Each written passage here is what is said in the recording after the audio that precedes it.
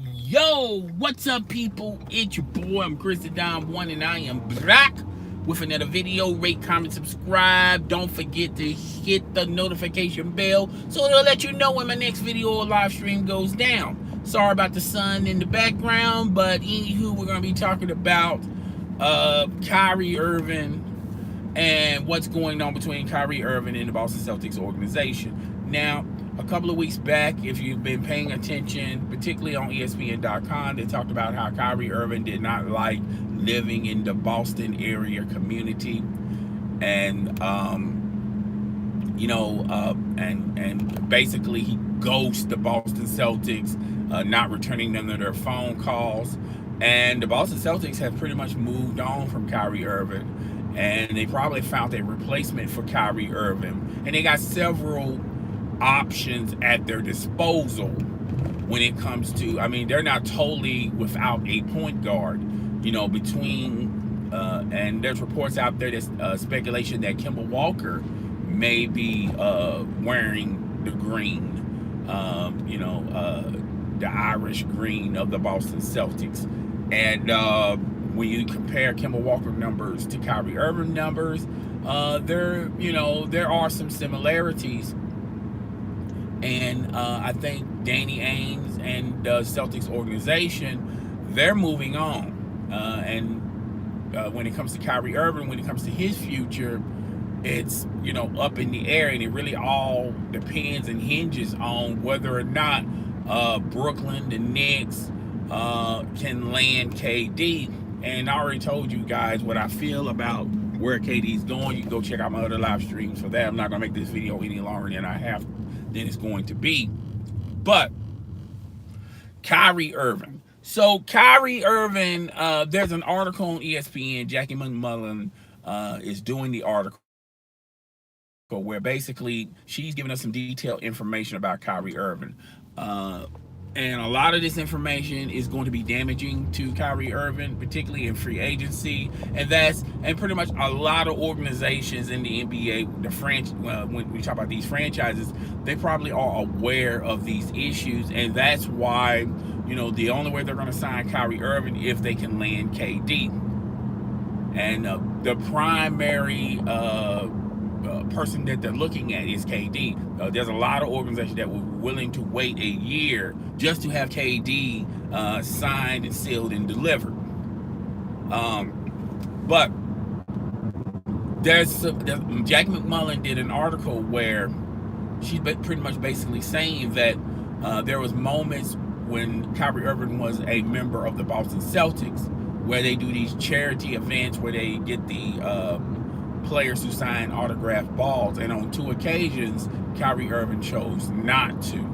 There's also tension between him and Brad Stevenson. He would challenge Brad Stevenson on different plays and different ways to set up players, and would also challenge Brad Stevenson's experience and his capabilities of being an NBA coach.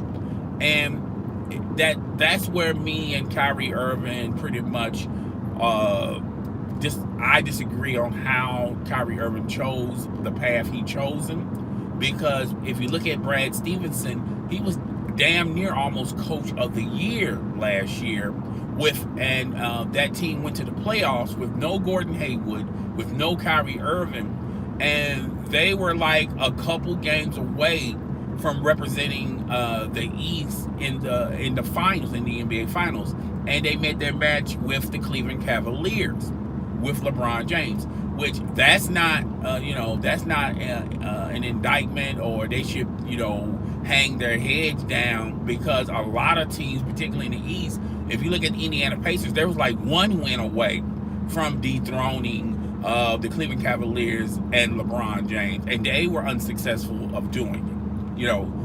They're missing 2 of their biggest stars, and they're like 2 games away from beating LeBron James and the Cleveland Cavaliers. And Brad Stevenson did a magnificent job with that squad, and people were saying, well, when Gordon Hayward come back, he'll be somewhat healthy, and when Kyrie Irving comes back, he's going to be, he's going to be healthy. And with those two players on the roster this year, the sky's the limit. They should be representing the East in the finals, and all of that went awry because they couldn't even beat the Milwaukee Bucks. They were, to me, they took a significant step back last year with Kyrie Irving, with Gordon Hayward, and it's really an indictment of Kyrie Irving and his his team unity and galvanizing players around him. Kyrie Irving found out the hard way that he's no leader, and it's hard to be a leader on a team, on a squad. And Kyrie Irving realized that this year, even gone as far as bridging a gap between him and LeBron James, basically apologizing to LeBron James, because now he sees what LeBron James was dealing with when Kyrie Irving did not know a lot about being running a team and a veteran leadership and things of that nature, because Kyrie Irving saw a lot of him in them younger players, choosing not to listen to him. And it's hard to be a leader, balancing being on a balancing being a leader of the squad and an NBA veteran to try to galvanize these players who only been in the league for like a couple of years, okay? And these are young players, and there's growing pains with younger players, and he had it was difficult for him to do that with Boston, because what made his job even more extremely harder, that these younger players, they're saying to Kyrie Irving, wait a minute, we when you were sidelined, we did great. We were in the Eastern Conference Finals, even though we couldn't dethrone LeBron James. Well, hell, a lot of teams could not dethrone LeBron James and the Cleveland Cavaliers. A lot of teams were unsuccessful. The Toronto Raptors was unsuccessful. The Milwaukee Bucks were unsuccessful. The Indiana Pacers was unsuccessful. Okay, it took a stacked Golden State Warriors team to sweep LeBron James and the Cleveland Cavaliers. Okay, so those Celtic players were going like, wait a minute, hold up, pal. You're the leader of the squad, but you've been injured half of the season, and we was doing big things while you was rehabbing your injuries. Okay, and that's where, to me, that's the difference between you can tell you got you have to have a lot of experience dealing with adversity when you're an NBA player. Okay, and that was pretty much the why Kyrie Irving came to the realization that maybe he can't run a team like LeBron James.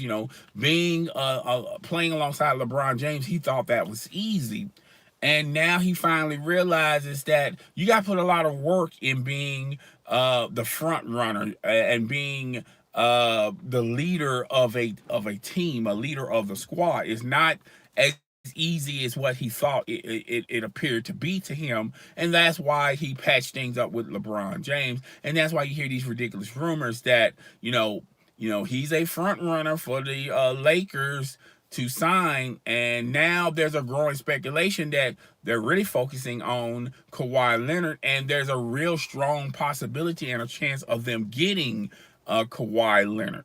It's Kawhi Leonard, Klay Thompson, and then Kyrie Irving, and this market that was going to that's clamoring for Kyrie Irving 3 or 4 months ago, it no longer exists. The only way Kyrie Irving, and I'm not saying he's not going to get a max deal, but a lot of teams are really focusing on KD, and they look at Kyrie, and then they're worried about Kyrie Irving. Kyrie Irving is not the main course no more due to his reputation with the Boston Celtics. Okay, and and some of it being not very experienced, sometimes misguided when he was with the Cleveland Cavaliers. So now let's get into the meat and potatoes of this. You know, clearly the Boston Celtics have moved on. They're focusing all their energy and their interest on Kemba Walker. And if they could, and if some strange reason they don't sign Kemba Walker, which a lot of people are suggesting that they are going to sign Kemba Walker, then they're going to max out Terry Rozier and roll with what they have, and also with the salary cap space that now they have, because now Al Horford is a free agent. He chose not to, go in on his player option. Plus, he wanted a max contract, and the Boston Celtics organization and Danny Ainge said, nah, pimping. Al Horford is, a little longer in the tooth, sort of say. And Kyrie Irving elected to become a free agent, which we all knew he would.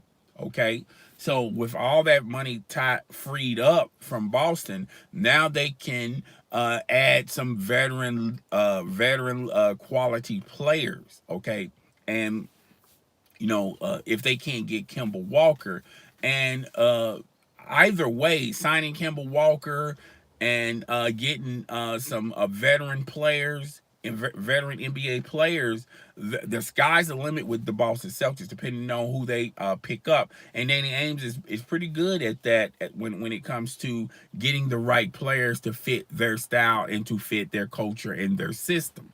Okay, so as far as Kyrie Irving goes and his future, like remember guys, a couple of months back, a lot of people were talking about how, Kyrie Irving has a pick of the litter, so to say. He can go back to the Knicks. He's from the New York market. He can go to Brooklyn. Once again, he's from that New York market. A lot of people were talking about him going to the Los Angeles Lakers, the Clippers, could have been a possibility for Kyrie Irving. Now those avenues have pretty much stalled and dried up.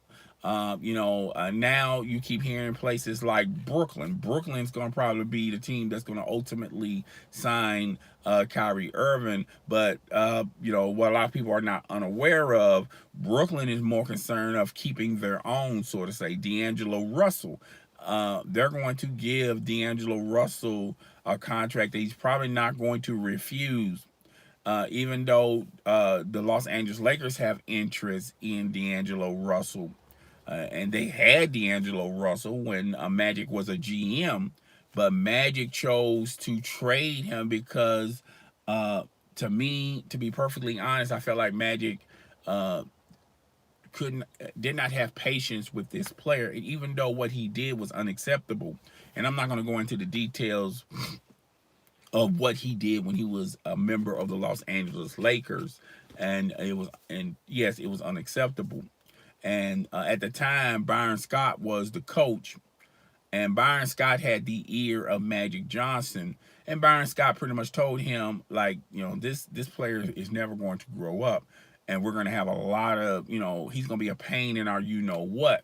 And they basically traded him on that concept and on that theory. And when he went to Brooklyn, I thought that was better for him as a player because he doesn't have all these outside distractions. And the Los Angeles is full of distractions. Okay, and him going to Brooklyn, him being traded to Brooklyn, it wasn't a death sentence. It was him basically coming to the realization is you're gonna have to grow up fast, and he's pretty much been a Boy Scout with Brooklyn, other than the airport incident with the Arizona T and trying to, I'm not going to get into all that, but we all know what happened between him and the Arizona T in the airport. And other than that, he's been pretty good, okay, and he's been developing. So Kyrie Irving, I think and to wrap this up, I feel like Kyrie Irving put himself in a position where uh, he's first of all, he put himself in a position where one, a lot of teams view him as a plan B. Two, he's not the primary option. And three, with all of this news circling around Kyrie Irving, it's also bad. It's also bad PR on his behalf because a lot of teams, when you're talking about maxing a player, you're stuck with that player, okay? And you're going to give him a contract that the only way that if it turns out to be a failure, if you're going to trade him, you're going to trade him to a team, and you're going to take their problem players. Okay, so a lot of teams are really looking closely at Kyrie Irving, and I feel like Kyrie Irving's probably going to get signed later after free agency. He's going to be into that second tier, almost to the end of the second tier to the third tier, and a lot hinges on where KD go. Now, if KD says, on Sunday, I'm staying with the Golden State Warriors, then the Kyrie issue is going to be resolved in the next 3 to 4 days. But KD pretty much said he won't make his decision until the end of next week, meaning people, the Knicks are not going to be making no big moves until they figure out what Kevin Durant's going to do. Brooklyn's not going to make any big moves till they figure out what Kevin Durant's going to do. They're pretty much waiting in limbo, so to say. And those are the two destinations that a lot of people are tying Kyrie Irving to. And those franchises, even though they're able to sign 2 max contracts, they're not going to give Kyrie Irving. They're not going to be wait. Well, they're not going to. It's not going to be a situation where let's go ahead and sign Kyrie Irving. We already know we got Kevin Durant. They're going to wait for Kevin Durant to make his decision. And I already told you what his decision is going to be. I'm not going to go into full details with it. But if that's indeed his decision, then they're going to go to their plan B. And when you talk about Brooklyn and New York, just those two teams alone, Kyrie Irving's not even in the plan B. He's in the plan B as the second player once again to sign. Okay, I feel like if it's all said and done, and the Knicks strike out on Kyrie Irving, they're not going to squander that money like they did in previous years by signing Amari Stoudemire first, and then finally signing Carmelo Anthony the next year. And then when they put these two players together, they just did not fit. I feel like they got a better staff in the organization to the standpoint of they're not going to squander that money just because they have that money. They may sign Boogie Cousins, and I think they're going to be very smart with their money. And I feel like Brooklyn, since now they got this money, they're going to sign whoever they're able to sign. Okay, so Kyrie Irving has pretty much damaged himself beyond repair when it comes to his reputation, when it comes to his status.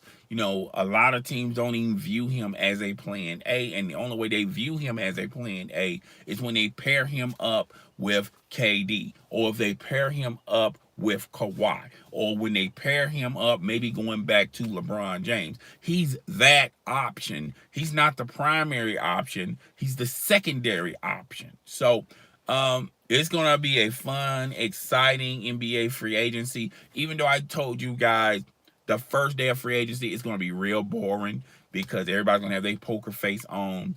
And those big names everybody is talking about, they're not going to be making any decisions on this first day. You won't be seeing any of those big names. You won't be hearing no rumors about those big names till like maybe Wednesday. And I feel like KD is going to make his decision this Friday or possibly in the weekend.